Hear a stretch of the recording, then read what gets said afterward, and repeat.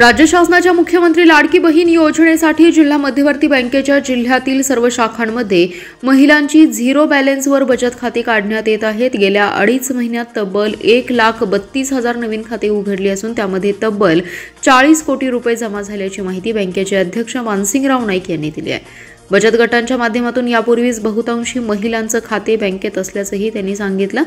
जिल्हा मध्यवर्ती बँक केंद्र आणि राज्य शासनाकडून जाहीर होणाऱ्या विविध योजनांच्या अंमलबजावणीमध्ये नेहमीच अग्रेसर आहे।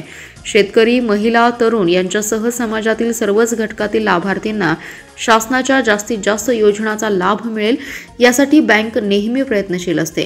शासनाने आता महिलांसाठी लाडकी बहीण योजना जाहीर केली आहे। या योजनेचा लाभ घेण्यासाठी लाभार्थी महिलेचे बचत खाते असणे अनिवार्य आहे। शहरासह ग्रामीण भागात अनेक महिलांची बँक खाती नाहीत। नवीन खाती उघडताना किमान शिल्लक ठेवावी लागते। मात्र आता जिल्हा बँकेने लाडकी बहीण योजनेसाठी खाती उघडणाऱ्या महिलांची झिरो बॅलन्सवर खाती उघडली जात आहेत। जुलै महिन्याच्या पहिल्या आठवड्यापासून बँकेने झिरो बॅलन्सवर खाते उघडण्यास सुरुवात केली आहे। आतापर्यंत 1,32,000 नवीन खाती उघडली आहेत। या खात्यामध्ये 40 कोटी रुपयांची रक्कम जमा झाली आहे।